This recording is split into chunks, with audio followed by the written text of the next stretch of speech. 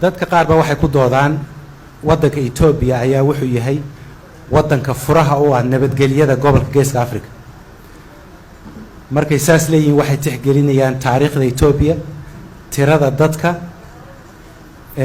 iyo ciidanka xooggan ee ay Ethiopia leedahay oo u arkaan inay muhiim u tahay xasilinta gobolka. laakiin anu fikradaas ka duwan baan qabaa. waxaan qabaa in Soomaaliya ay furo u tahay nabadgelyada gobolka sababtoo ah xasilooni darrada gobolka laga hadlo waxa xudun u ah Soomaaliya. maxaan ku yiraahdaa ururka ugu weyn ee hadda halista ku ah nabadgelyada gobolka wuxuu ka jiraa Soomaaliya. Soomaaliya waxay ku taalaa goob istiraatiiji ah oo dad badan ay doonayaan inay ka faa'iideystaan hadday tahay khayraadkeeda iyo meeshay ku taalo. sidaas darteed waxaan arkaa Soomaaliya inay tahay furaha koobaad ee nabadgelyada gobolka. su'aalahan isweydiinta u baahan marka waxa weeyaan marka isbedelada gobolka ka socda sidee ayay u saameyn karaan xaaladda nabadgelyada gobolka. AMISOM muddo 12 sano ayay waddanka joogtay. AMISOM dawladda ay taageeraysaa, dawladdana way difaacday, laakiin al-shabaab kamaysan guuleysan. al-shabaabna kamaysan guuleysan AMISOM iyo dawladda ismarwaa baa jira. xal kale ma u baahannahay. dadaaladan socda ee isdhexgalka gobolka loogu magac daray ma keeni karaan, ma horseedi karaan iskaashi dhinaca nabadgelyada. haddii loo baahan yahay iskaashi kale oo dhinaca nabadgelyada gobolka muxuu u baahan yahay, qaabkee bay tahay inuu yeesho. marka su'aalahaas iyo kuwo kale ayaan weydiin doonaa akhyaarta halkan fadhida. waxaan ugu horreysiinayaa Xuseen Sheekh Cali, waa la taliyii hore ee amniga madaxweynaha Soomaaliya xilligan Maxamed Cabdullaahi Farmaajo. madaxweynihii hore Xasan Sheekh Maxamuudna sidaas oo kale la taliyaha dhinaca amniga ayuu ahaa. Xuseen sidoo kale waad la taqaanaan oo dadka lagu magacaabo high value defectors, dadka madaxda sare ee ka soo goosanaya al-shabaab istiraatiijiyada ku soo goosanayeen iyo imaatinkooda ninka ugu horeeya la macaamilo ayuu ahaa. marka haddana su'aal ku saabsan arrintaasi way taagan tahay markay noqoto Mukhtaar Roobo Masuur. su'aalahaasna waad weydiin kartaa, waan ka jawaabi karnaa. Xuseen hadda wuxuu madax ka yahay macadka lagu magacaabo Hiraal Institute oo muddo kooban ku soo saaray warbixino aad u muhiim ah. dhinacaas waxaa ka xiga Maxamed Kaynaan oo taqaanaan, wuxuu advisor u yahay Somalia Stability Fund. hore wuxuu ugu soo shaqeeyay madax ka ah xafiiska ra'iisul wasaaraha dawladdii hore Xasan Sheekh Maxamuudna sidaas oo kale xafiiska madaxweynaha ayuu ka soo shaqeeyay. dhinacaygan waxaa fadhiya Maxamed Xaaji Ingiriis oo aan filayay inaad taqaanaan, dadka ugu qoraalada badan leh Soomaalida, aragtidiisuna aysan cidna ka qarsoonayn. wuxuu shahaadada PhD ka diyaarinayaa jaamacadda Oxford. dhinacaas waxaa ka xiga Guuleed Saalax Barre, wuxuu madax ka yahay macadka ama hay'adda lagu magacaabo Sidra, waxay ka jirtaa Puntland. horeyna wuxuu ahaan jiray wasiir ka tirsan xukuumadda Puntland. dhinacaas waxaa ka xiga Axmed Cabdullaahi Maxamuud, hore wuxuu ahaan jiray barasaabka gobolka Wajeer. waa nin ganacsada,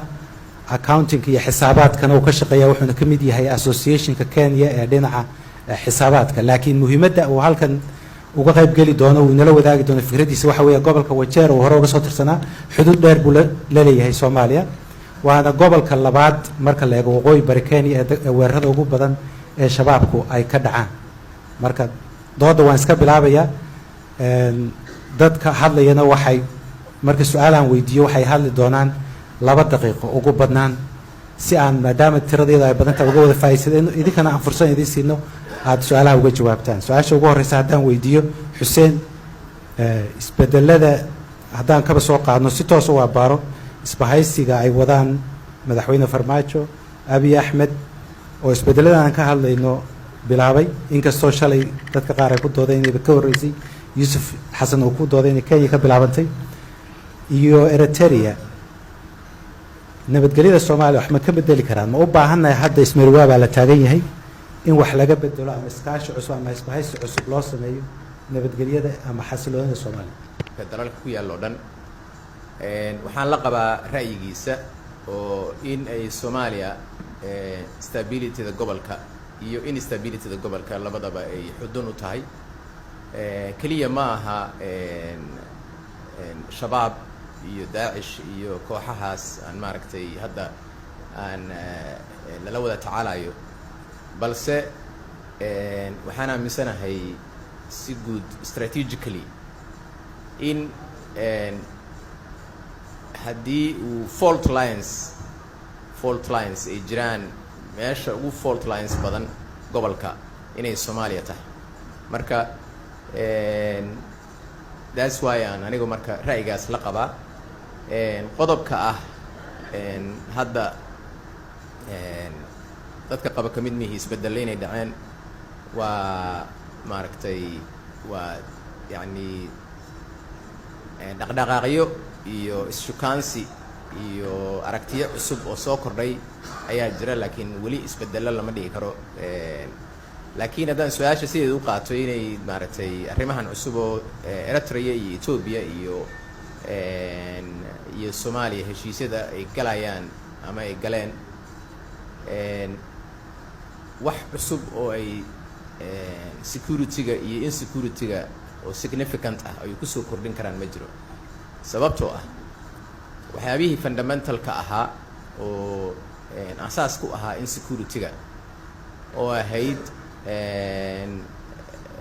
mainly in Somalia oo ahaa kala fikir duwanaansho siyaasadeed dad Soomaali ah oo aragtiyo isku haya ayaa wax ka badan 40 sano Soomaaliya insecurity-geeda ay ka dhacaysay ka bilaabanaysay including shabaab waa rag dad Soomaali ah oo aragti naga duwan qaba marka aragti duwanaanshihii ayaa weli Soomaaliya dhex taala aragti kala duwanaanshahaas marka isgaashaan buuraysi dibadda ka yimid waxba kama bedeli karo horaa loogu dayay horay u dhacday in dibadda laga xalliyo dhibaatooyin Soomaaliya ka abuurmay marka in short waxaan aaminsanahay wax ay soo kordhinayso dawladdu inay aaminsan tahay iskaashigan lagu sheegay isdhexgalka ama isqaadashada dhaqaale inuu ku jiro qayb kamid ah amniga wadamadan ku jira Eritrea maalmo dhaweyd dad baa waxay lahaayeen wax laga yaabaa Eritrea inay ciidamo u soo dirto wax la xaqiijiyo ma laakiin haddana wax la baciidsan kara ma Eritrea wadan doonaya way sumcadeeda soo ceshato marka mid kamid ah waxyaabaha ay ku soo ceshanayaan dawladda sumcadaha qarmo midoobay oo kamid ah hay'adii cunaqabateed ku soo hortay Eritrea waxa weeyaan ciidamo loo diro wadanka marka taa Eritrea inaad ka hadasho waan jeclaan lahaa doorka Eritrea ka ciyaari karto arrinta Soomaaliya markaan eegno sababihii ugu horeeyay cunaqabateynta loogu soo rogay laakiin ma ku jirtaa qayb amniga gobolka kamid ah xafiiska ra'iisul wasaaraha ka shaqeynaysa ma aaminsan yahay in amniga wax u tari karto isu soo dhawaanshaha madaxda gobolka hadday ka tari karto maxay aaminsan yihiin arrintan diyaadooda shaki kuma jira in dawladaha dariska inay wada hadlaan inay qayb ka noqon karto muhiimadna ay u leedahay arrimaha amniga ee Soomaaliya shaki kuma jiro dabcan waxaa ogtahay Eritrea soo qaatay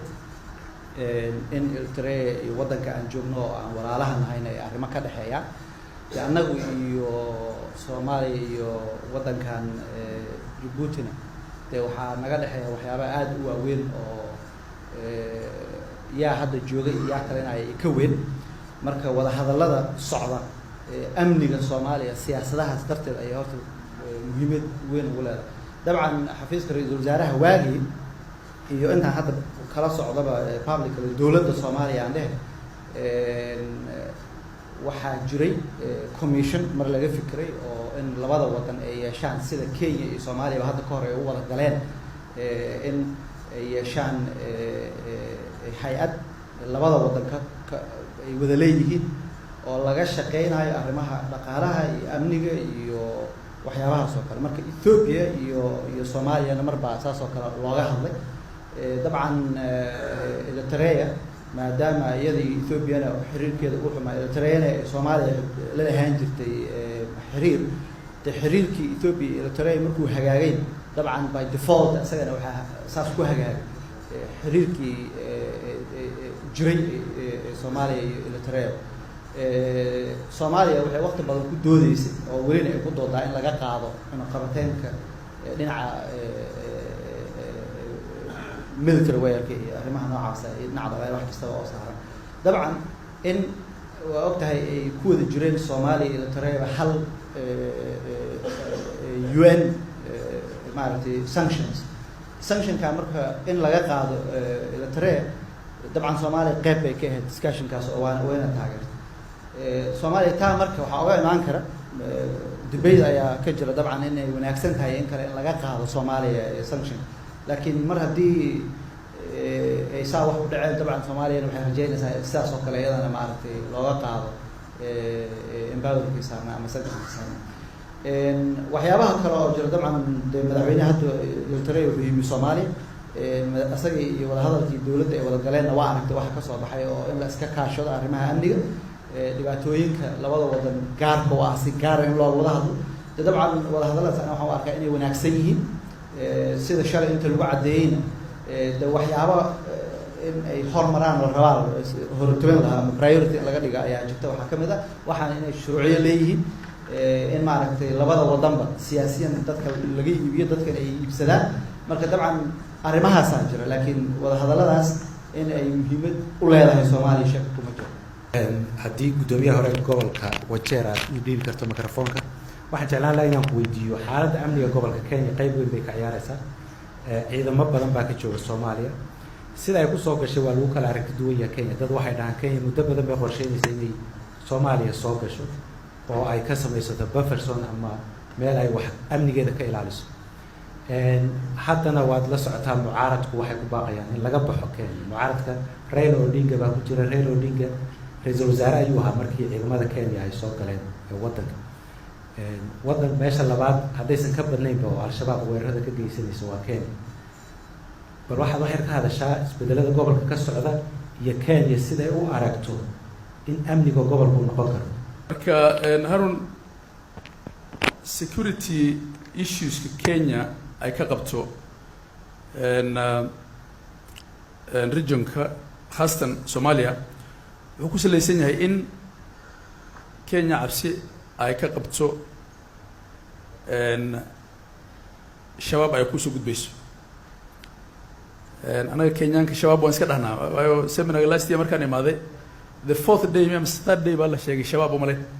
laakiin anaga we have no problem saying it marka waana laba nooc tu waxa weeyaan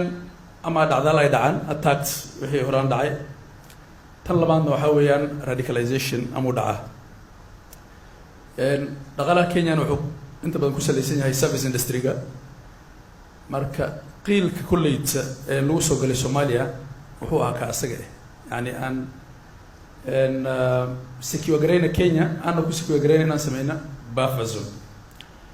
marka fikradu waa kala duwan yahay dad baa qaban buffer zone kan ama ka dhigna within Kenya oo intaan ciidamada ay ku jir lahaayeen Soomaaliya maan ku soo celinna xuduudka marka waxyaabo kale oo la isku dayaa jiro saddeqsoonta waxa la yiraahdo waxa la sameeyaa derbi wall oo dhisan ma noqonin wuxuu noqday trench hook oo laba dhinac salig kale waa la bilaabay laakiin lama dhammaystirin marka waxa kulli ku saleysaa cabsidaas ama lagu soo gudbaa oo wax Kenya gudaheeda ay ka dhacaan marka ana waxaan ka tirsanahay xisbiga oo aad sheegto mucaaradka ilaa hadda xisbigan wuxuu qabay in laga soo baxo Soomaaliya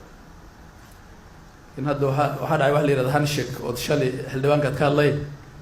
handshake kadib ismaanan wareysanin position-ka aniga ma bedelmay mise waa sidii hore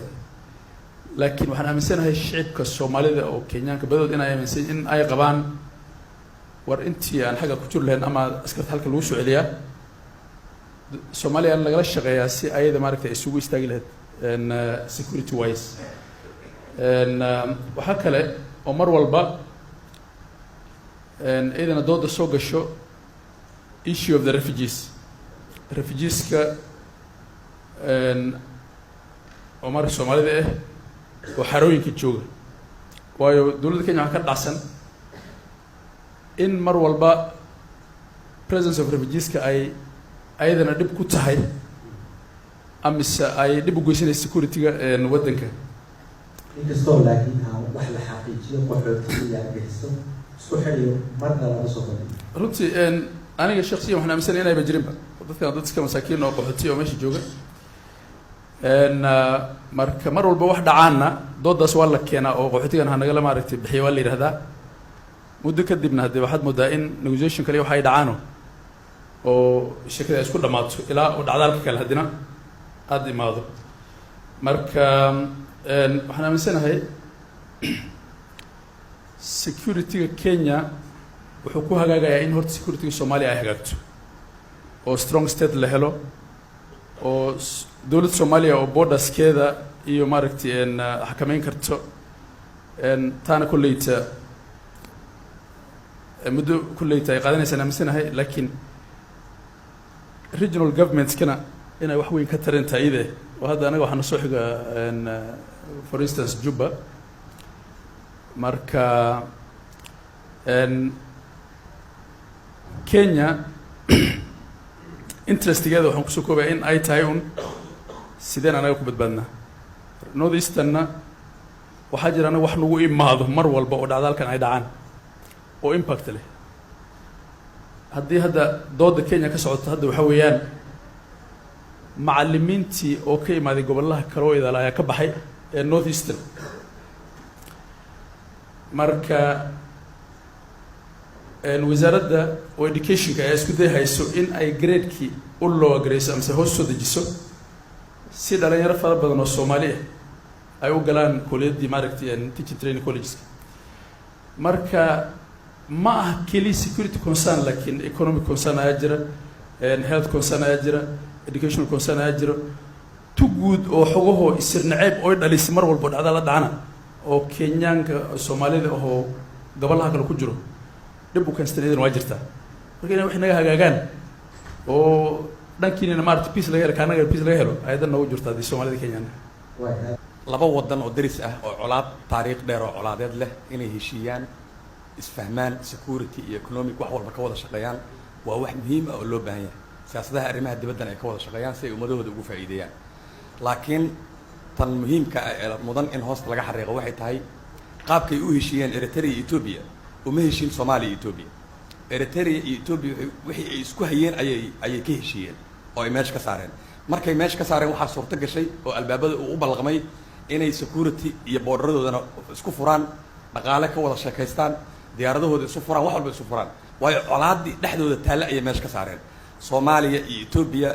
ilaa iyo Axmed Gurey waxaan isku haysanaa saddex waxyaabood oo aan weli laga wada munaaqashoon. waa la taabtay 1963-64 markay isku tageen Maxamed Siyaad iyo Mengistu waa taabteen, Aadan Cabdulle Hayle Salaas waa taabteen. weli si dhib ah loogama wada xajoon. maantana wada hadalkeeda maba taagna. waxaan isku haynaa dad iyo dal iyo diin annaga iyo Ethiopia. waa inaan taas fahanaa. ma laga wada hadlin warseen yeelaynaa ma ka wada heshiinay meel ma isla saarnay.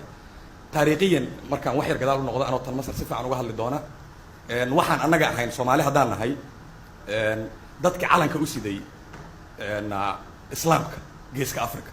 dadka difaaca u ahaa. carabtu ha noo soo gurmato oo dhabarka naga soo gasho laakiin calanka islaamka annaga wadno ilaa harar taagnayn. cafartu hana garab gasho, oromadu hana garab gasho, ayaguna waxay wadeen calanka masiixiga. marka kaasay nooga adkaadeen. waa kay sheegan jireen inay Solomonic yihiin oo boqortooyadii Solomon ku abtirsanayeen. annagana de culimadeena markay noo fikirtay waa tay qabaa'ilka Soomaalida oo dhan ay ku gurtay waxa loo yaqaan total genealogy. waa tayna dhex gelisay beedka Nabi Maxamed saan isaga celinno nimankan noogu faanaya inay yihiin Solomonic. okay waa u imaan doonaa. Masar teeda haddaan usoo galo siyaasaddii Masar ee Soomaaliya ku wajahneyd waxaa looga adkaaday Masar Soomaaliya Ethiopia ka adkaatay 98. qaladkii Masar gashana waxay ahayd muddo dheer ayay Masar waxay sugaysay in siyaasadda Soomaaliya xal loo helo. waa qaladka u weyn ay galeen. waa midda uu Turkigu ka leexday oo intuu siyaasaddii ka leexday infrastructure-ka waddanka dhis oo Muqdisho dib u soo celiyay. bilaabay Muqdisho Rising in Muqdisho dib u soo kabacdo. Turkigu ma dhihin waxaan sugayaa in kooxahan siyaasadda Soomaaliya isku haya intay ka heshiinayaan markaas kadib aan xallin doonaa, markaas kadib aan wax la tari doonaa, markaasaan ciidan u dhis doonaa ma dhihin. shaqadii ayuu qabsaday asoo u jeeday in la kala fadhiyo maamul goboleedyo aysan heshiid ahayn waddanka u baahan yahay la isku kabkabo wax kastoo dib loo dhisay ay burburi karaan ayuu shaqadii wadaa laakiin masar waa ta inta 98kii isku dayday in garoonkii muqdisho xirnaa iyo airportka ay furi kari weyday meeshana ay ka dhaqdo isaga tagtay marka siyaasadeedii hadda Soomaaliya ku wajahan ma aha wax effective oo muuqda ama ay saameyn xoog leh ay ku leedahay waxaan u kala qaadayaa Harun su'aashaada saddex qaybood oo kooban oo mid walba aan qodobo kooban ka dul istaagay mid koowaad waxa weeye wixii la soo maray iyo raadadkay reebeen oo qaybtood hadda ay socoto geeska waxaa soo maray colaado tiro badan oo heerar kala duwan lahaa dagaalo waaweyn baa ka dhacay oo wadamo u dhaxeeya qowmiyado dagaalo u dhaxeeya soo maray dagaalo sokeeya ayaa wadamada qaybtood soo maray sida Soomaaliya oo kale waxaa soo dhami yani waxay saameyn ku yeelanaysaa wax hadda soconaya waxaa jira kala shakiyo iyo kala aaminaad bixid badan oo u dhaxeeya shucuubta ku nool geeska Afrika oo runtii ay sameysay colaadaha gaamuray ee u dhaxeeyay qowmiyadaha iyo mataqaanaa dalalka waxaa jira kuwa hadda soconaya oo shalayna aan su'aal ka weydiiyay Dr. Waasi wasiirka qowmiyadda Oromada iyo qowmiyadda Soomaaliya dagaalka u dhaxeeya runtii Soomaalidu ay u aragto inuu yahay xasuuq ama dagaal lagu hayo isirka Soomaaliga lagu hayo waxaas oo waxay marka sii hurinayaan kala shakiga iyo kala aaminaad bixida ka dhaxaysa shucuubtaas waxaa jira marka iyaduna oo hal qodob aan kaga baxaya caqabadaha hore u jiray faragelino waxaa jira ka dhaxeeya dawladaha ka dhaxeeya geeska ka dhaxeeya oo runtii diidanaa in xataa nabad ay ka dhalato iyo xasilooni wadamada qaybta sida Soomaaliya oo kale qodobkaas waa runtii wuxuu u baahnaa waqti intaa ka badan laakiin waa taabasho yar oo waxyaalihii hore u jiray fursadaha iyadoo muuqda haddaan iyadana hal mar dul istaago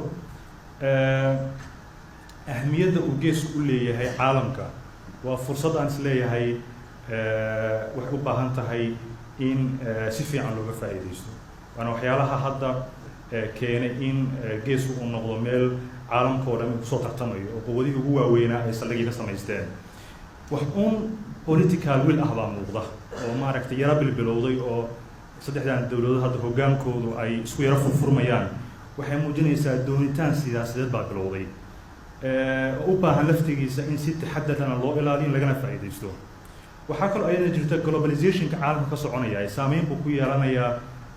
fursad buu u siinayaa in wax isdhexgala uu ka dhici karayo shucuubtan geeska Afrika qodobka ugu dambeeya waa dareemaya waqtigu inuu kooban yahay qodobka ugu dambeeya integration amni inuu dhaco maxaa gogol xaar noqon karaya ayaan hal nusdaqadu istaagaya waxaan isleeyahay waxay u baahan tahay marka koowaad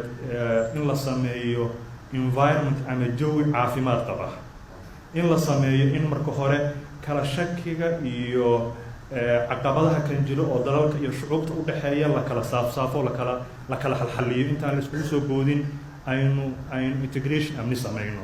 in Ethiopia iyo Soomaaliya waxba ka dhaxeeya colaado badan baa soo maray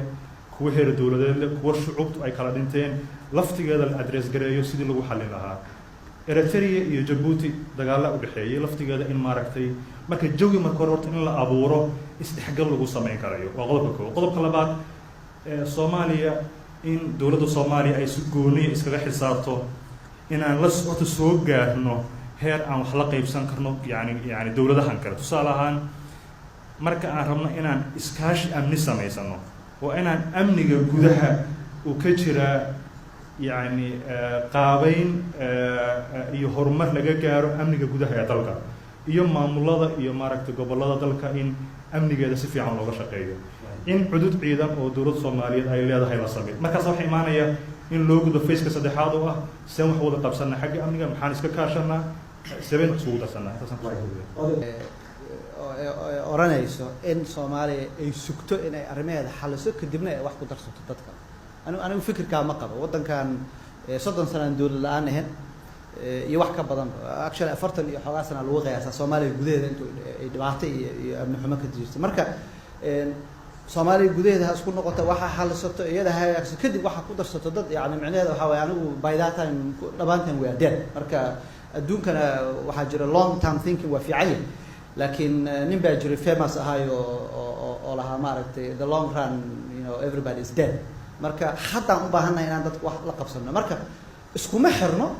in Soomaaliya ay siyaasadeeda iyo amnigeeda iyo dadkeeda iyo waxeedana howl wadato oo wixii lagu heshiiyey iyo si loo heshiiyey ay shaqeysato at the same time adduunka nama sugaaya waxyaabaha socda inaan la jaan qaadno marka su-aasha waxaa weeye adoo xaalkaada xun yahay adduunkan uu socdo sidee dadka ola jaan qaadi kartaa su-aasha waa taase ma aha hala sugo kadibna aan wax ku darsanna maaha horta taas dadka aan fikriga noocaas qabaan ah midda kale ma qabin runtii in Ethiopia waxaa ka jira sida hadda la sheegaayo bilowday aan dhahna xataa dhaqan yacni sida ay dadka sheegayaan aanan weligii hore oga jirin oo ah in ra'iisul wasaarihii uu leeyahay waxaan rabnaa democratization iyo doorasho inaan aadno okay dabcan su-aal iyo jawaab isla socdaa waxay tahay waxaa lama oga lama huba hala eego de dadkii 120 milyan ahaa naftirkooda su-aashaa way u taalla oo in waddankan uu democratization aadi doono uu hagaagi doono iyo in dee dhaqankii ay lahaayeen iyo siday ayagu isu maamuli jireen aadaan annagu marka waxaas dadka waa la qabnaa marka annagu horta yaanan noqonin aan seexano oo aan adduunka sugno iyo aan hadda cararno there's a middle ground oo ah howlaheedna aan wadan at the same time na aragna saa oo la jaan qaadana okay arrimaha aad tiri ma naga mashquulin karaan ma wixii waa dawlad haddii la fikiro constitutionkana waa laga shaqeyn karaa doorashooyinka 2020 waa laga shaqeyn karaa dowlad goboleedyadii in lala shaqeeyo oo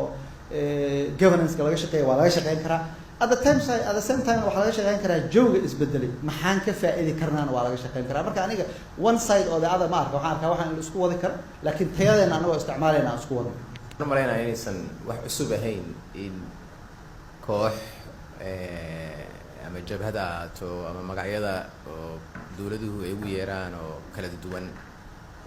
jabhada legitimate ayaa dawlado badan oo caalamka ay ugu yeeraan laftirkoodu argagixiso marka sidaan daay lahaa waa dadka isdilaya hadday yihiin dad wax isla leh oo waxay isku dilayaan ay noqoto waxa oo maaragtay la isla leeyahay oo aragti kala duwanaansho oo form of governance shabaab dad ayaa waxay ku sheegaan commentatorsa inay niman wax argagixinaya for the sake of argagixiso oo aragti jirta oo maaragtay spectrumka extremeka ka mid ah ha qayb ka mida waaye ugu shishaysa laakiin ra'yigu waa soo guurayaa soomaalida laftirkooda markaad weydiiso ama dadka oo maaragtay khubarada ku ah markaad weydiiso dhanka kaleeta iyagana la imaanayaan oo ah in ay leeyihiin aragti dawladeed oo ay leeyihiin waxaan rabnaa dalka inaan ku xukunno certain way oo ah inay shareeco iyo maaragtay islaam aan ku xukunno marka waa khilaaf oo dawli ah waaye marka yani maadaama uy yani qolada marka cadowga kugu ah adiga haddaad yani definition intaad saarto definitionkaas aad suuro gelin weyso inaad ku maquuniso aragtidaadii inay saxsanayd midda xuduudda ah waxaan laga maarmayn in marka xuduuddaas wax la raaciyo oo aragtidii la isku soo dhadhaweeyo marka iyadoonan shabaab si khaasa arrintan looga hadlin ayaa yani culummada caalamka oo xambaaray isku raacsan yihiin jabhad kasta oo adduunka ka jirtay majority-ga waxaa ugu dambeeyey hay-adda rand la yidhaahdo 7 sano ka hor research ay samaysay jabhadihii 60kii sano ugu dambeeyey dawlada la diriray dagaalkaas kuwii dhammaaday dagaaladaas iyo colaadahaas waxaa lagu dhameeyey markii 7 laga reebo 7% oo xoog ku dhammaaday 93 kale wada hadal iyo wax kaloo maaragtay ku dhex jiray marka haddaad hadda aragtana dagaaladii ka socday Afghanistan meesha u socdo waa ujeednaa in maaragtay jidkaas hadda la wada aqbalayo marka yani qolada aragtida ka duwan tahay iyo markii ay dagaalka ku jireen crimeskii dhacay iyo wax lamid a xalka laguma raadiyo. xalka waxaa lagu raadiyaa political solution. maxaa objectiveku yahay waa nabad. nabadda marka maxaan ku bedelanaynaa? waxaa lagu bedelanayaa in dad maaragtay dunuub galay madaxweyneyaal laga dhigo. horey usoo noqdeen Soomaaliya according to fikrada aan kala qabno o dhan markii qeyb ka mida laga soo qaado dad dunuub Soomaaliyeed galay ayaa Soomaaliya madax ka soo noqday, madaxweyneyaal qaran iyo madaxweyne goboleed intaba. marka yani waxa priceka la raadinayo haddii uu yahay nabad, waa in aan maskaxdeenna aan xilli ay nooshahay inaan ka faa'iideyno, inaan aragtidaan aanan ku daahin, in lala hadli karo. okay, hal midaan raba inaan ku daro. iyagu ma ogol yihiin? waa su-aasha xigta. muhiim maaha iyaga inay ogol yihiin. horta kow, iyagu qaabka miiska lagu keenayo iyo waa arrimo oo iska tactical ah, laakiin in jidkaas la qaado miiska, waa in miiska lasoo fadhiisiyo. aragtidaas waa aragti lagama maarmaana aniga fikradeyda. sidaan had ognahayna waxay ka mid ahayd qodobadii ugu horreyn shabaabka kala jabay sababtaa qaybna way ogolaatay wadahadal, laakiin hogaankii inuu diido og sababtaa ma ogolay wadahadal. hadda rogo markuu ka soo baxay al-shabaab waxyaabaha ay ku doonayeen shabaabku waxa qayb ka ahayd inuu mar walba rabay inuu la hadlo dowladda, iyagoo ka dhigaya wax xunba in lalaba hadlo dowladda. taas ka wada taan ku bilaabay shabaab aragti oo maaragtay governance way qabaan. iyadaas aragtidaas inaan ku kala duwannahayna dabeecadda waxay leeyihiin shareeco ayaan wadnaa, shareecadaas ayaa dalka waa in lagu maaragtay maamulo. waa aragti, waa ka duwannahay oo shareecada ma diidanin, laakiin form of governance kaleeto aan anagu camcamsanay ayaan leenahay oo aan inaan ku qancinna ay tahay. laakiin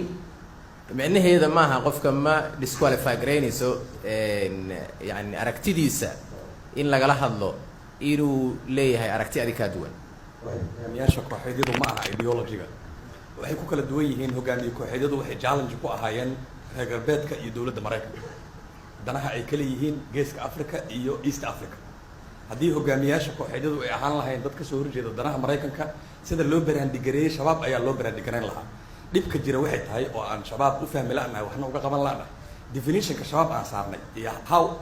aan u conceptualize garaynayno shabaab iyo visualizationka shabaab aan ka haysan iyo xitaa imaginationka ayaa wuxuu yahay tii Maraykanka iyo reer galbeedku noo dejiyeen. sanadkan bilowgiisa bishii February xafiiska UNISOM Soomaaliya xalane wuxuu isugu yeeray 40 mutacallim oo daraasaysa shabaab oo inta badan ay reer galbeed yihiin oo aniga aan ka mid ahaa. waxaan soo saarnay book oo Michael Keaton edit gareeyay oo jabtaro aan ku leenahay. aniga paperkaygu wuxuu ahaa tii ugu horreysay oo cilmiyeysay sida loola hadlayo shabaab practically xataa ya qaabka loo marayo in shabaab lala hadlo lama caamilo. marka ma geli karin, laakiin dad kale ka sheekaystaan iyo hala aqriyo. laakiin tan aan gelayna waxay tahay see loola hadlaa shabaab. ma as an entity loola hadlaa, ma as an organization loola hadlaa, ma as an institution loola hadlaa. wax annaga noo yaalana ma aha, laakiin waa recommendationkii aan qoray oo ah dowladda Soomaaliya u taallaa. waxaa meesha fadhiyay wakiil soo dirsadeen safaaradda Maraykanka, wuxuu diiday oo uu toos uga hadla meesha uu diiday in lala hadlo in dowladda Maraykanku aysan u ogolayn dowladda Soomaaliya inay la hadasho shabaab. marka dowladdeena ma haysato wax soo fariinata oo shabaab kula hadlayso. sida loola hadli karo shabaab de shabaab waxaan u maraynaa fiiri, waxaan khibrad ka qaadanaynaa qaabka loo soo xaliyey insurgency Algeria, loo soo xaliyey Iraq, loo soo xaliyey Afghanistan, hadda midda socotee Taliban ay Moscow fadhiyaan oo loola hadlayo. taas casarka aan ka baranno oo dhaqankeennii aan ku dabaqnay. shabaab ma aha ajnabi.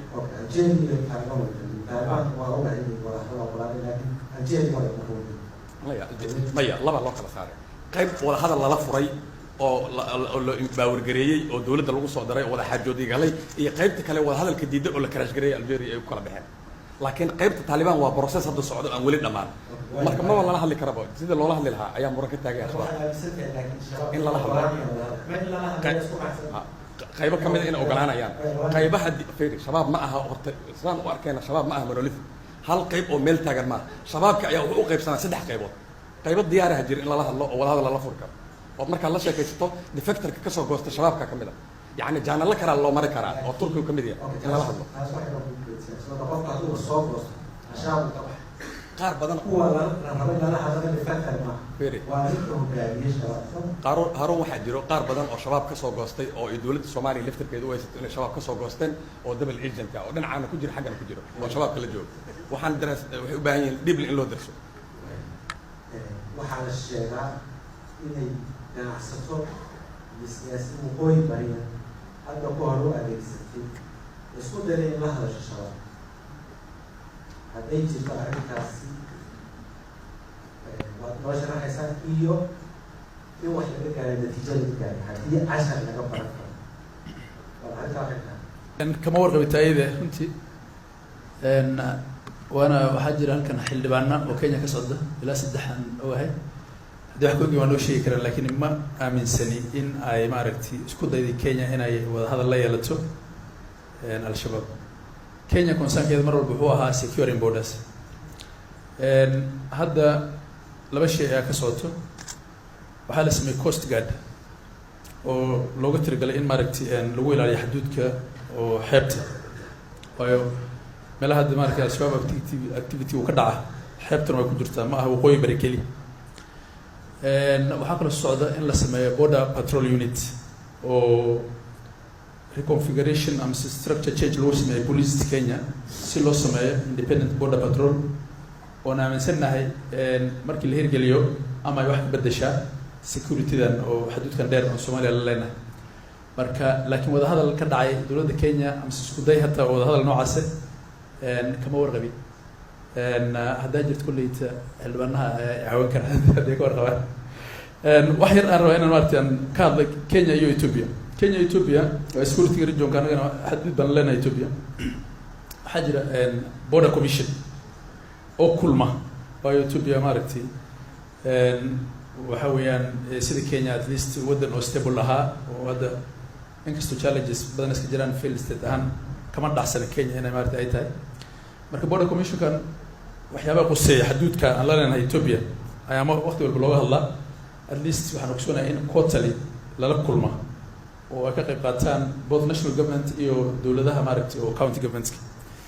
laakiin waxyaabaha isbedelkan xogaha cabsi ayuu nageliyay waayo Soomaali kaliya maahin waxaa jira qolooyin kale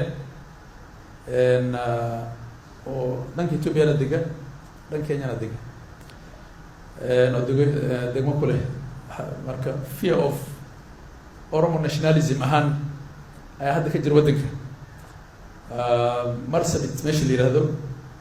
waxaa dega dad la yiraahdo Boran iyo Gabra Borantuna waa Orma marka dhibaa ka jira anaga naftikanaga mar walba oo gidiga Ethiopia Soomaalida iyo Oromada isku qabsato dhibaa noo imaada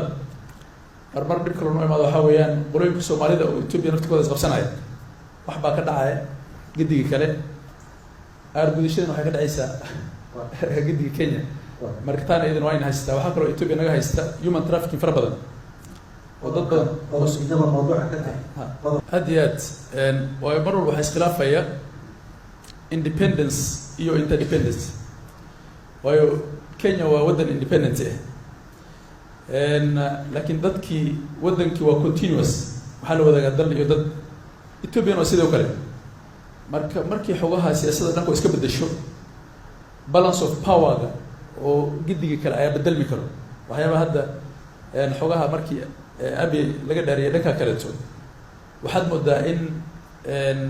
sentimentska aad noqday marka hadda Oromo ay awood leh oo maaragtay tensionka ka dhici hay hadda Marsabit oo kala oo gabraha iyo Oromada taayida maaragtay ay ku leedahay Soomaalida cabsi u keeni kartaa marka waxyaabaan in laga hadlo oo maaragtay independence-kina ay jirto laakiin interdependence-ki aad faragelin wadanka kale aad u keenin mar walba waa wax muhiim ah loo baahan yahay waa su'aashan kusoo gabagabeeyo istiraatiijiyo cusub oo lagu eego gobolka iyo tan Soomaaliya ilaa inta soo qaado ma loo baahan yahay ilaa dib loo eego si maxaan ku idhahdaa amniga gobolka istiraatiijiyad tan ka bedelan loogu dejiyo isbeddelka laba dareen baa jira midi waa mid cabsi ah oo in tareenku ina ka tago aan ka baqayno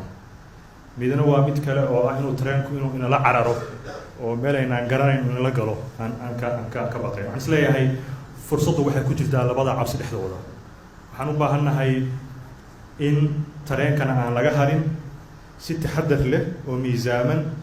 oo interestiyada iyo danaha Soomaaliya ama danaha ay kala leeyihiin dawladuhu sadbursi uusan uga jirin in loo ilaaliyo ay u baahan tahay in loola falgalay u baahan tahay laakiin labada corner oo labada cabsiyooda waxaan isleeyahay labadooda waa laba extreme aan loo baahnayn maaragtay inay caadifad ay ku qaado qodobka walaal ay weydiisay su-aasha ay weydiisay waa lama huraan in la helo amisom waddanka hadda waxay joogtaa muddo fiican bay joogtaa amisom keliya maahana ciidamo kale oo xoogan baa jooga beledoogle saldhig weyn oo waxaa ka furan maaragtay ciidan maraykan u jooga ka furan baddaynii waxaa jooga intaas oo kumanaan yani tobanaan maraakiib iyo ciidan baa jooga oo berriga xilligay doonaan soo gala marmar waxaa la isweydiiyaa wiilashaan yaryar oo dhuumanayo oo dhumaaleysiga ku jiraay waxaan oo ciidan oo kala quwadaha waaweyn iyo quwadaha afrikaba iskugu jiraay ma dhabbaa inaysan soo afjari karin marka waa xaqiiq in loo baahan yahay istiraatiijiyad ka duwan tii hadda ay ku soconayeen waxaan isleeyahay Soomaalidu waxay tidhaahdaa sacabo biyo waxaa looga rakaa sacabadaada haddaan la helin ciidan Soomaaliyeed cudud Soomaaliyeed oo tayaysan ma u malaynayo in isku halayn banaanka ama amisom ha ahaato ama kuwa kale ha ahaato in marna ay hal maaragtay waara lagu heli karayo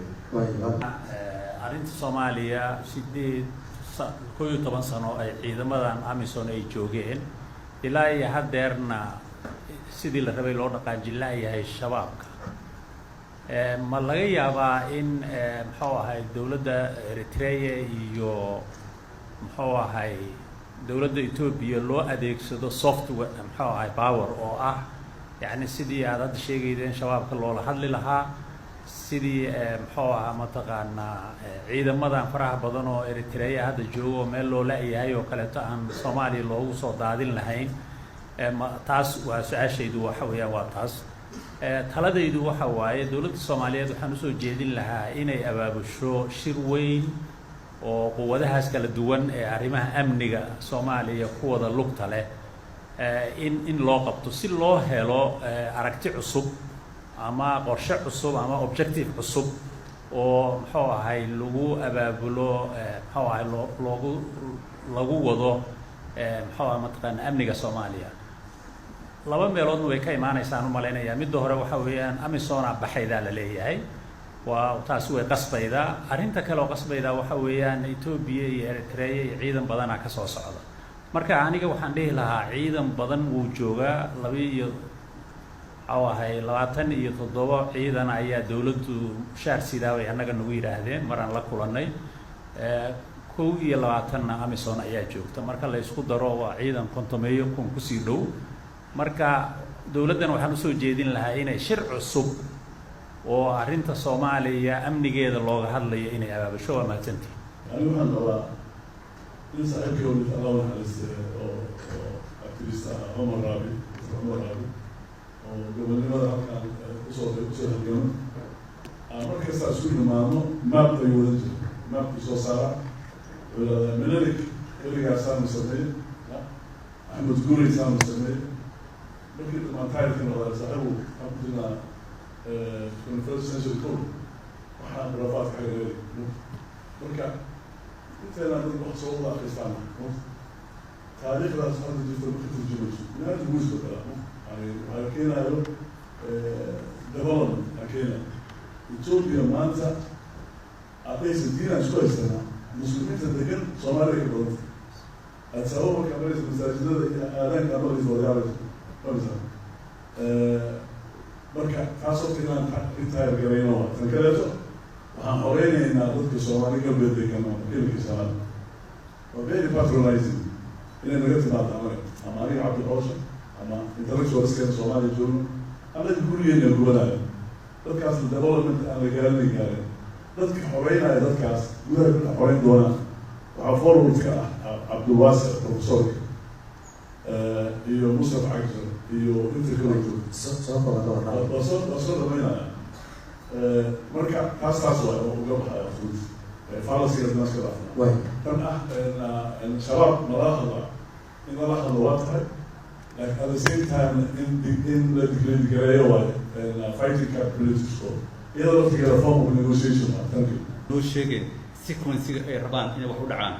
maanaa marka laga reebo danta guud aan ilaalinayna danta Soomaaliya ilaalinayna madashaan wan oo kale waa inay ka soo baxda tala dhees haddii aan fast track noqonayna waa inaan ba ta jaxa sameeyno haddii ay systematic noqonaysana waa inaan sidaan oo kale tallaabooyinkan qaadan sidaas ay horbarnaa laakiin aysan dood naga noqon danta guud aan ilaalinayna kaliya su-aashan qabo marka waxay tahay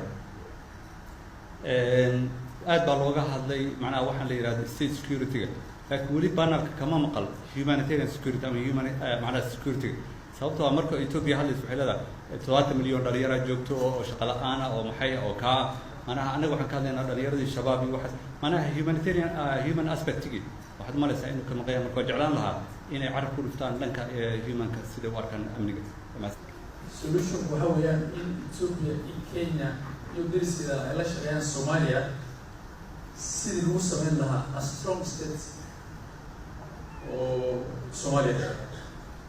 marka fikradan anaga Soomaalida ahna oo saakin niman la tabayn lahaa war haddii wixii ay tahay aan ognahay symbols ka daba bedelnaa oo calanka daba bedelnaa oo istirta Soomaaliya state-kan iyo waxaan ka fikirayna symbols keeda marka istirayna si aan u ogolaano inaan nahay dad Soomaaliya oo wadamo kala jiro walaadna isu rabo marka waxay la tahay tii hadda wax laga qaban kara inay tahay Somaliland iyo Soomaaliya dibadda meesha ka dhacay in la xaliyo si loo xaliyo kadib aan aqoonsana in Soomaali Ethiopian ay jirto Soomaali Kenyan ay jirto nin walbaba wadani ah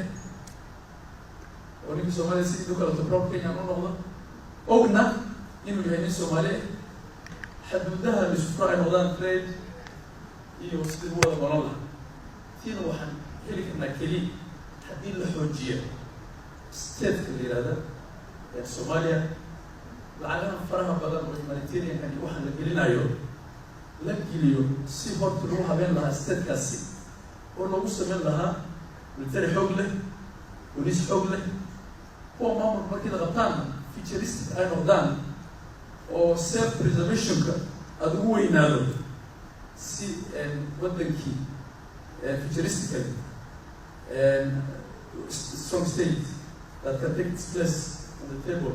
amongst nations uu noqdo marka waxaan amisanahay hadda xoojiya Soomaaliya militarily state-wise laakiin aysan noqonin occupation mindset-kan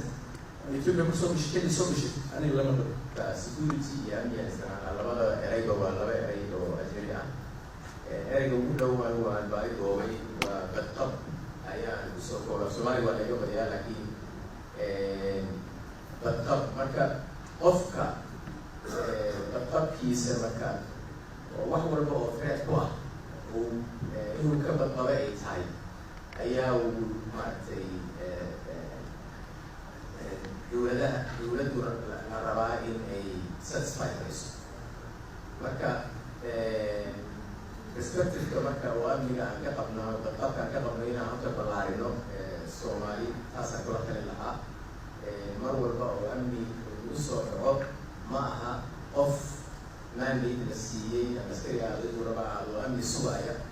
oo dad amni laga sugaya bad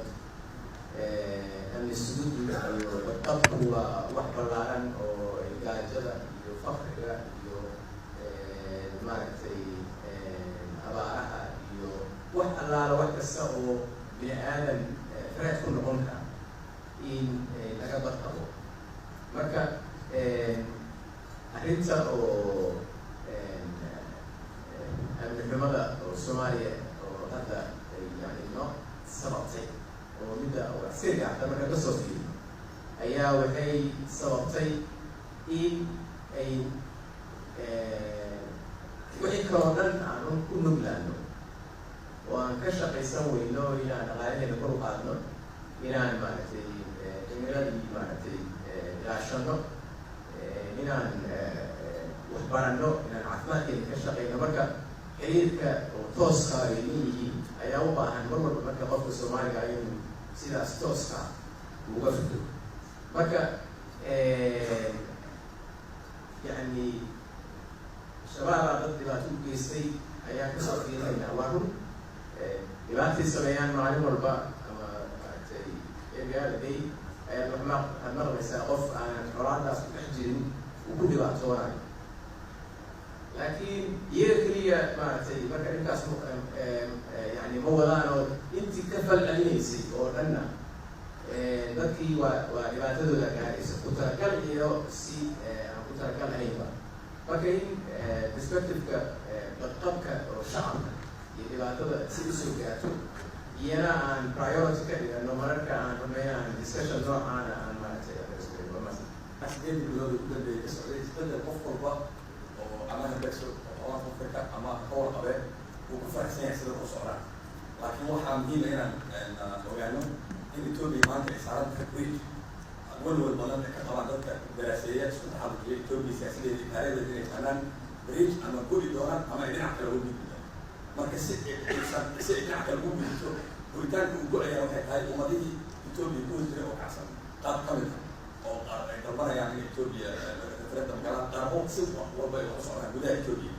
marka si ay u badbaado oo Ethiopia jiritaankeeda loo sugo waa inay integration la gashaa Eritrea Djibouti iyo Soomaaliya Eritrea ta integration ku dalbanaysaa waxay tahay qaranka maanta Eritrea ka jira ninka meesha fadhiyo uu hogaaminayo muddada dheer haystay wuxuu loo jeedaa oo dadka degsoo dhan aan wada aragnaa ku jeednaa oo arkayna qoraynaa in Eritrea aysan muddo dheer sii jiri jirin laba siyaabood aawadeed waddanku ma hayo human resource waddanku ma hayo natural resource muddo dheer ma sii jiri karo marka waa in integration ka galaa ma la macnay ma la dhegsin Soomaaliya sababtay qorabkeena mashmana wadayo mana laga wada hadlo mana la isweydiinayso waxaa kusoo haragta kale oo xoolaha ku jawaabi waa saaxiibka aadana saaxiibka aan muddo dheer saaxiib ahayn waxaan ku qoray liidliidayda jabtarkeedu le Ethiopia oo cusub yani findinga cusub oo story markaa dirsa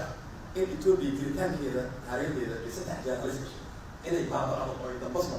saddex jeer Ethiopia halis gashay saddex jeerna waxaa laga galay dhinaca Soomaalida mar walba oo Ethiopia looga yimaado dhinaca Suudaan wejigiisa waxa ka yimaado marka Eritrea looga yimaado wejigiisa Kenyana looga yimaado dhinaca Kenya saddex jeer waa Axmed Guri markuu galay oo Soomaalida halkan ka galay oramada sii wada afarta wada u galay markii Talyaanigu galay waa laba lug iyo Talyaanigu ciidanku wato dhan Soomaali ah iyo dadkii sana galay oo Ethiopia ay dadsaw ay ciidanka Soomaaliya qabsanayeen wixii kale ay u dhawaan marka Ethiopia hadda isbedel socdo oo kale hadda jiro waa ka duwan ku hore laakiin wali discourse iyo narrative cusub adoomay kii hore marka wax yar aan qiimeynaa kii hore wuxuu ku salaysnaa uu arkay security-giisa inay halis ku tahay jamhuuriyadda Soomaaliya dib u dhalato qaabkii hore u dhalo qaabkaasoo muxuu ahaa jamhuuriyadda shanta raadinaysay islaamkuna bays u ahaa waa qabay maqsima isgaarsiin maaha Ethiopia danaheeda iyo masaalixdeeda xoojisanaysa Eritrea masaalixdeeda iyo danaheeda xoojisanaysa su-aasha waxa weeye dowladda Soomaaliya capacity ma u leedahay inay iyaduna masaalixdeeda iyo interestigeeda si balance garaysan ay ugu dhex qorato integration soconaya taas weeyaan waxaan isleeyahay u baahan in maaragtay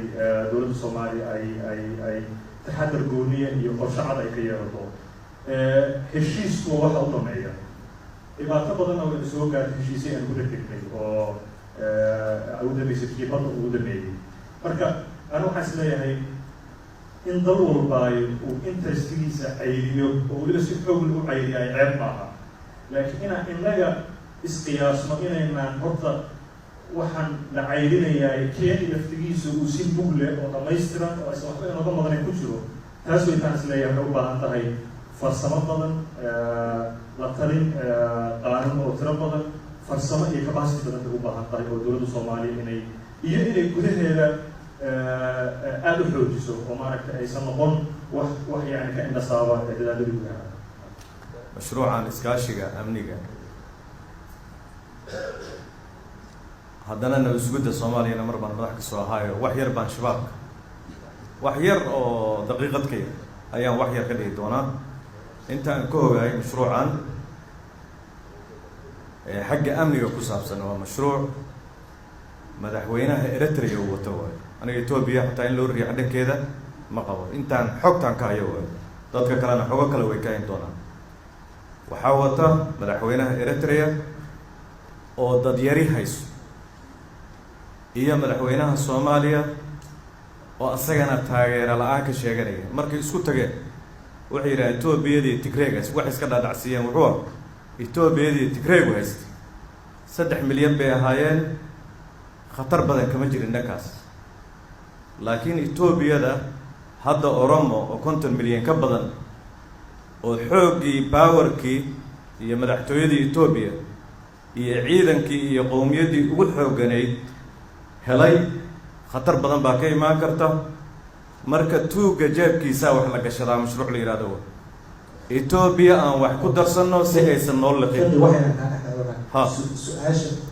su-aasha waa waxa weeye way gabagabada imaan lahayd. tan shabaabka ku saabsan, shabaabka maxay Ethiopia u weerari waayeen, maxay Kenya u weerari waayeen muddo kooban ka hor, dhowr sano ka hor. shabaabka waxaan aaminsanahay jabhadihii WSLF waa la weydiin karaayo dagaalami jiray Soomaaliya gudaheeda joogi jiray, iyo jabhaddii ONLF oo hadda rag odayaal ay nagala joogaan, intaba Soomaaliya way ku dhammayn jireen, way dili jireen shabaabka. difaaca Ethiopia ayay shabaabku u taagnaayeen. jabhadihii way dhammeeyeen ilaa WSLF ay ku qasbanaatay, guddoomiyaheedii baan arkay aniga, ay ku qasbanaatay in Ethiopia oo Tigreegu haystay isku dhigto. haddana ONLF yacni hufay ka dhigeen xerooyinkooda iyo tababarada iyo meelihii ay ka soo degi jireen oo dhan. Kenya markay China ku xiratay, inaadan wax yar Haaruna intaa kaliya dhamaystiraya. Kenya markay China ku xiratay oo reer galbeedka ka wareegtay, ayaa shabaab loo fasaxay inay xuduudeeda gasho. mashruuc Soomaalina maahan, mashruuc Kenyana maahan. waxaa weeye mashruuc looga hortegayo lagu cadaadinayo Kenya inay projectiga China ka soo laabato, oo annaguna waa destabilization baan ku samayn karnaa. waxaan kusoo gabagabeynayaa, hadda ka hor baan anoo nabi suudiga Soomaaliya madax ka ayaan Ingiriiska na waa tegay, Mareykankana waa tegay. intaa yartaan kusoo koobayaa Harunow. Ingiriiska waxaan idhi war wax miyaa ka qabtiin? wadahadal baa shabaab noo furmi rabee inaan wadahadal la galno. waxay yidhaahdeen godane hadduu noqdo ra-iisul wasaaraha Soomaaliya waxba kama qabno. waddan kaleo Haaruun uu ka yimid baan haddana tagnay. markaan arrintii kala hadalnay, diyaaradda intaan soo saarnaama waxaan aragnay liisti la soo dejiyo oo la leeyahay Mukhtaar Roobo waa argagaxiso 5 milyan baa madaxiisa saara, Zakariya 8 milyan baa saara, godane 100 milyan baa saara, heblow xaggaa saara. yacni amniga Soomaaliya Soomaalida gacanteeda kuma jiro ilaa xad. su-aasha kuwaad waxay tahay intaanan integrationka geeska Afrika iyo gaar ahaan arrimaha amnigaanan gelin, miyaysan kula ahayn inaan raadino Soomaaliya inay xallisato arrimaheeda amniga, gaar ahaan maadaama aysan la moodal ahayn arrimaha amni darrada ka jirta geeska. tan ugu dambaysaan raba inaan kugu darana waxay tahay sidee istaraatiijiyad aan hadda ahayn laakiin aragti fog loo sameyn karaa, maadaama dadku ay wadamada dariska ay kasii fikiraan 20 sano 30 sano amnigooda, annagana aan xalin laanahay tan hadda taagan. sidee rabnaa inaan ula jaan qaadno dad amniga 30 sano soo socota sii tijaabiya siina qorshaysta. talada aniga horta waxay tahay runtii cidka bishinka ugu weyn buu ahaa 2 bilyan baan maamulay. cid kasta ood u yeerataa nabadaada sugamayso. runtuna waxa weeye ilaa inaku Soomaali ahaan aynu ka galo hawl oo aynu ciidankeena samaysano. ciidan kastoo ku ilaaliya intuu doonaha ahaadee meeluu ku gaarsiinaya ma jirto. xaqiiqadana waa midkaa. qasdanka shaqeey Jerusalem meelaha dagaal ka socdo oo dhan oo tagi ma jirto. cid ku ilaalin kartaa ma jirto. marka inaan ciidankeena dhisano oo inaku ishabayno oo waajib ah. arrinka shabaabkana waxaan ka ornahaa mid Darfur baan joognay, qaar ku diidaya waysan Axmed Maxamed Nuur baa la yiraahdaa waa fur mini Minaawi iyo Jibriil baa la hadlaynay. qadar baan ugu jirtay in lala hadlaa. anigu waxaan qabaa inay tahay muhiim. waa dhab, waa laga yaabaa inay dad kale dabada ka wada oo dhab ah hase yeeshee inaynu wada hadal la bilowno saa xooshiri uu leeyahay xoogeen iyo muruq labada la isku wadaana waa mid laakiin in lala hadlaan waxa igu muuqataa inay danteena tahay haddii kale waa soconaysaa waad maasig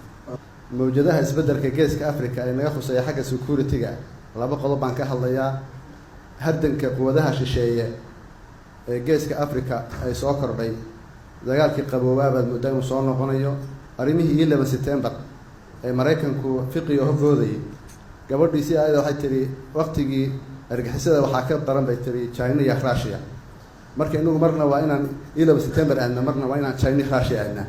hadda waxa baynu ku mashquulin mashruuc asaga China iyo Russia la maraya marka arrintan geeska Afrika ee quwadaha shisheeye ee haddana Mareykanka la dareemayo inuu isku keenay integration-ka Ethiopia Eritrea Haruno marna waxay ahaayeen dawlad marna way kala go'een haddana way isku noqonayaan ayaga u taala Yemen ma mar bay kala go'day haddana way isku noqotay haddana waa kala go'nayaan inagu Soomaaliya waxay noo taala waxa way geeska Afrika ahmiyadiisu kor buu soo kacay security ahaan khatarta ugu muhiimsan waxa weeye inagu inaan midoono sidoo bixi sheegay walaalahin Djibouti waa dawlad khatarahaana way yaqaanaan way arkaan khibrad bay u leeyihiin su-aashaan ka dhigi doono panelka iyo ra'iisul wasaaraha iyo wasiirka dawladda waxa weeye maxaa dawladda Soomaaliyeed ee shacabka Soomaaliyeed iyo aqoonyahanada Soomaaliyeed aan uga faa'iideysan lahayn Djibouti oo khibrad ku leh hardanka geeska Afrika military China fadhiya kii waxa fadhiya Mareykanka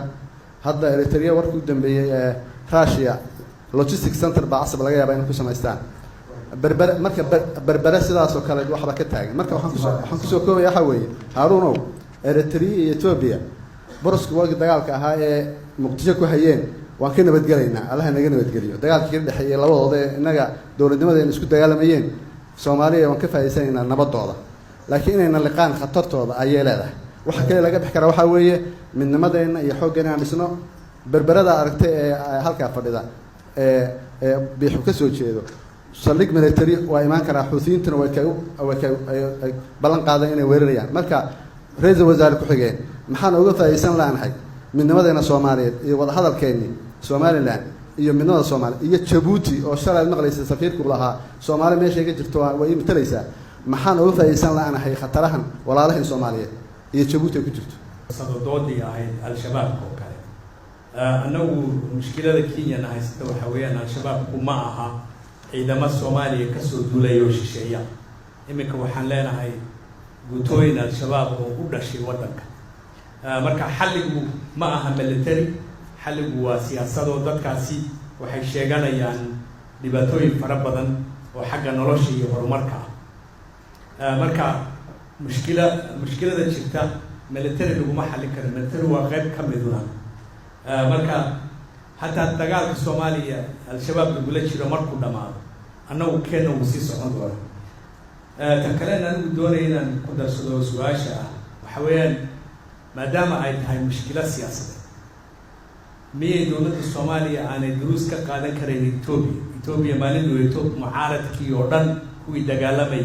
jabhadihii wixii oo dhan way la heshiiyeen oo dib u soo ceshadeen dhulkoodii ku soo noqdeen Soomaaliya meel ay isku tagaleen waayo mushkilad military laguma xallin karo mushkilad siyaasadeed laguma xallin karo dagaal military waxaan rabaa panelka inaan weydiiyo iyo madaxda Soomaalida joogtada haddii ay jirto wax policy statement sound bites lama rabo waxaa la rabaa policy statement ama dawladdu ha istiraahdo oo weli sir ha inoo ahaato waa jirtaa baan ugu filan taas ama publica ha loo jeediyo oo dadka Soomaaliyeed ha lala level gareeyo isu boodidan nimankan walaalaha ah ee shalay uu kala tagay haatanna nasabka wax waliba wadaaga iyo history-ga wadaaga iyo inagoo keligana ah oo Muuse Bixi meel ka qaylinayo oo Ismaaciil Umar Geele TV-ga uu ka arkayo wax justifikaaraynaya inaynan Djibouti wadan Somaliland wadan goboladii nala joogayna aan ognahay xaaladooda ee Soomaaliya ogolaa inaan lagu boodno niman walaala ah 150 milyan isku ah isku isra oo isku af ah oo intaan xamar ka boodno aan marna Bahardar kula shiro marna Asmar ugu tagno marna inagoo dhiigayagu isku qabanay intay noo imaadaan oo wax u dhigno waxa justifikaarey baan rabaa inaan ogaado aad baad maasan في عندي سبب إن ده تحدي مقدام dowlad kasta waxay leedahay dadkeeda leedahay laakiin mid ma doonay inaan xogaa yani ka dhawaajiyo markaan gaadhiga wado inta badan malaha boqolkiiba 95 xagga horaan eegnaa marmar baan jaleecsanaa muraayadda xagga dambe na tusaysa tii baan ognay taariikheen wixii dhacay way dhacay that's we may not forget laakiin se maanta jawi ka socda Ethiopia the defense architecture of Ethiopia wuxuu ku salaysnaa intii dowladii imika dhacday TPLF waxay ahayd warada ka dhaxaysa Tigray iyo Eritrea weliba labadii jabhadood bay therefore region oo dhan iyo dalka oo dhan baa hostage u noqday kii ay Soomaaliya ku galeen waxay ahayd Eritrea dhinaca naga soo gashay maanta waxaa jira isbeddelka jira still under construction tremendous challenge baa haysta abi inuu maanta dalkaasi oo 20 milyan ku dhow oo ay mushkiladu weyn tahay saboolnimada la dagaalamo waa the same time haddana faracyo kale isku furo inuu tuso that he is the hegemonic waxay tahay the death goal Ethiopia waxay ka mid tahay the cause of stability waxaa la yidhahdaa waa Masar waa Ethiopia waa South Africa iyo Nigeria loo yaqaano West Africa qowmiyadaha leeyahay waxay codsanayaan inay ka go-aan we don't see that inkastoo xaq leeyihiin laakiin oromaduna 50 milyan ma aha oromadu wadadoodu way garanayaan khayraadkoo dhan xeebaha Soomaalida ka baxo dad waxa weeye la hadla isku xidhnaa weeye haddayna wadada oromada Soomaalida is jeedaan there is defense waxay jiraan conflict resolution mechanism traditional xitaa iga in la xoojiyo waa loo baahan laakiin si mid maskaxdeena ka saaro inaan noqono extreme alarmist Ethiopia inay haddana stretching itself to the coast waxyaabahaas oo dhan taasi ma jiro Eritrea khayraad way leedahay it is richly endowed in gold and natural resources Ethiopia sida una qabateynaysa uu push Eritrea into the Arab Fold way ka soo noqon kartaa I think jawi cusub weeye the challenge waxay saartay Soomaaliya can you get your housing order Ethiopia waxay weeye cause of stability taana way ku socotaa ta kale regionka Soomaalidu ma aha yani sida la sii mariyo Soomaaliya we have asserted our independence we have asserted our dignity haddii Soomaaliya lagu duulayo it will be our death power around thank you Soomaaliya amnigeeda dabcan de 20,000 oo ciidan ah noo joogo sababta inoogu joogaanna de waxay caddayn u tahay amnigeena inaan annagu gacanta ku hayn marka taas de waxaa moodaa waa factual statement the factual statement in siisaan u qaadanaynaa Soomaaliya boodharadeeda iyo ciidankeeda iyo waxeeda iyo badaheeda inaysan iyada gacanta ku hayn oo 20,000 ciidamo u joogaan badana ay ciidamo European joogaan kuwa Mareykan joogaan kuwa kale joogaan waa la ogyahay marka that's I think is a fact midda kale oo aan aad uga boodnay oo aan ku darsan lahaa inta waa su'aashii wasiirkana weydiiyey oo ah oo walaalkeen uu yiri arrinka trainka iyo seel ma lagu boodaa trainka nin kala lahaa horta aniga ma lahayn laakiin aniga waxaan aaminsanahay in aan sameyn steps laakiin maanta dhan anaga kama doonayinba what steps waxaan ka doodayn change ayaa socda Soomaalida danaheeda may ka shaqeysataa ma jiifataa mise way ka qayb gashaa ana optionkaas inaan leenahay ma aaminsaniba waayo de adduunka waa isku wada xiran yahay wadamada ciidamada meesha ka wada jooga arrimaha naga wada dhaxeeya marka in la wada hadlo isna dad option hadii su'aasha tahay marka sidee loo wada hadlaa waa su'aashi maxamed wasiir maxamed su'aashaas marka aan fikiraan ka qaba waxaan qabaa shalayna waa la soo jeediyay runtii fikir cusub maaha waxaa loo baahan yahay hay'ado waxaan ka shaqeeyo oo heshiis lagu yahay I think we have some already igad jirto salaha dabcan igad the last 20 years igad wajil hay'ad waa la yaqaan wajigu laha hadda igid kale oo cusub inay tahay anaga nolosha sheegaysaan ka warqabno dabcan ayaguna dad ah xiriir naga dhaxeeyo aan la wada hadalnaan waxa fiicnaan lahayd marka inaan niraahno foorumada noocaas oo kala ah in la geeyo hadaan dawladahan iyo anaga meeshan wasiirada jooga xildhibaanada jooga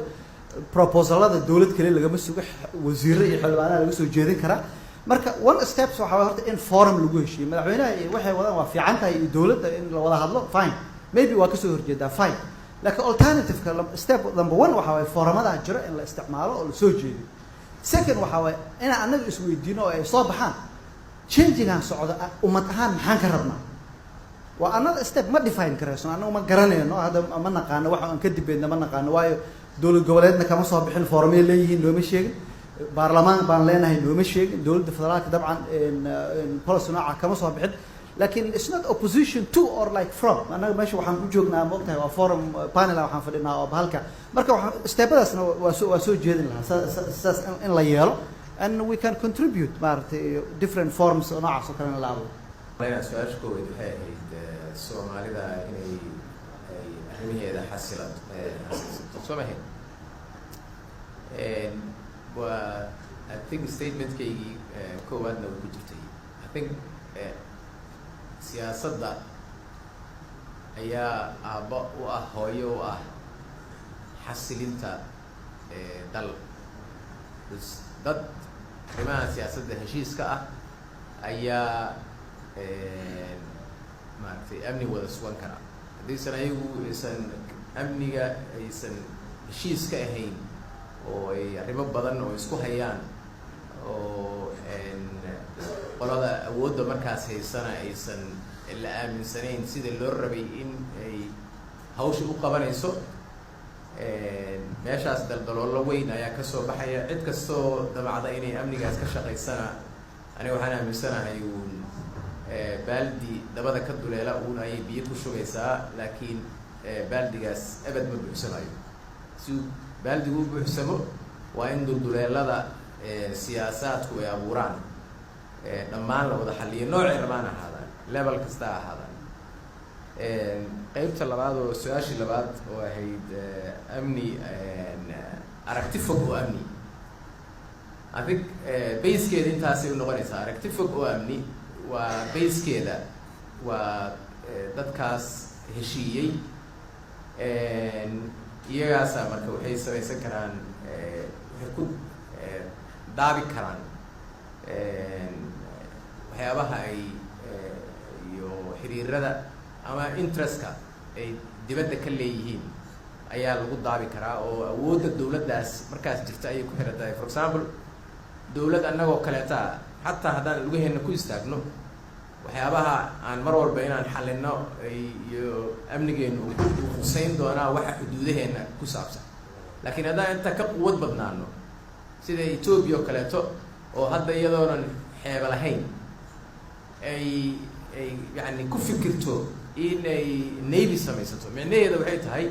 interestkeedii ayaa dhulka ay ku nooshahay meel ka fog yaalla, marka difaac u baahan yahay. marka aragtidaas fog waxay ku xiran tahay dalkaas tabartiisa iyo interestkiisa sida uu maaragtay dunidu ku ballarto. integrationka marka la galo in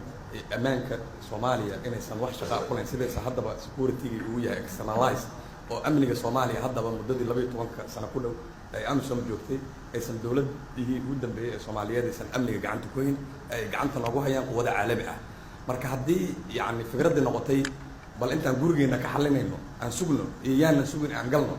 waa iska caddahay waxa amniga sugi doona oo sida la leeyahay gobollada qaban doona, shaqada fulin doona, kuwa integrationka nala soo gala, kuwaasaa noo sugi doona baa iyo boqol shaqada ayagaa noo qaban doona, annaga xamaraan ku sugi doonaa. marka waxaan maanta dhan aan ka sheekaysanayno waa in iska hadlaynaa mooye wixii waa tageen, tareenku waa naga tegey. waayo inuu naga tegana waxay ku caddahay shirka jaraa'id ay 3 madaxweyne ay qabteen, Baxardaar iyo Gondar, oo ay yiraahdeen Horn of Africa waa isbedeshay. marka waa noo sarbeebeen, wax nooma sheegin, macnaheedu waxay tahay waa la tegayba, waa baxeen, waa isku dareen. marka haddii isku dareen aan ka wada hadalno integrationka faa'iidada uu noogu jiro aan ka faa'iidaysano. walaalkan keenana waa nin saaxiibkay aad ah, waxbuu asagana noo bayaaniyey, waxaana waa baxeen uu yidhi tareenkan yani aan yaanan ka hadlin aan ku sii jirno. marka aan hadda ka sheekayno history waa tagtay, tareenkii waa fuulnay, waa saaranahay,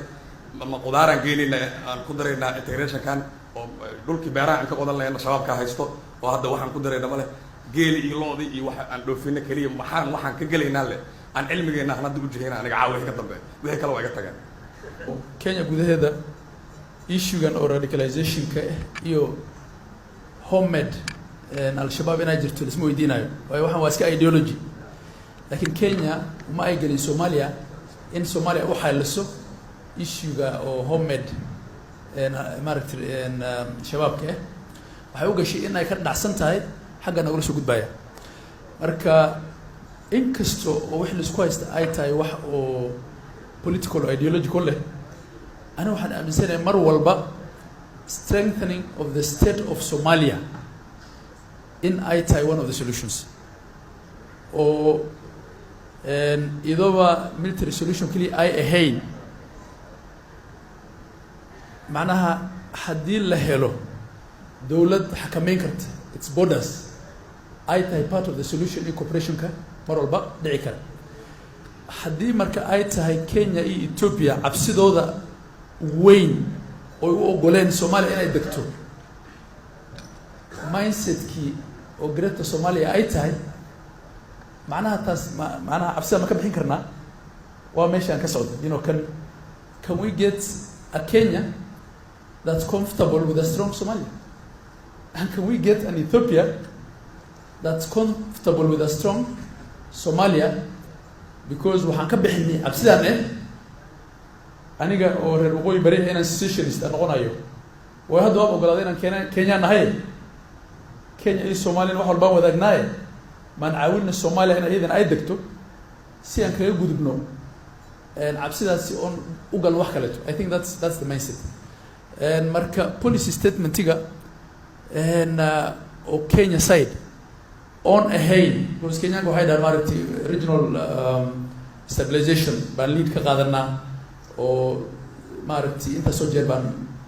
caawinay Soomaaliya inay dawlad ku magaar ay sameysatay wax noocan laakiin hadda tan security waxa reeb gareynaa waxa way self interest oo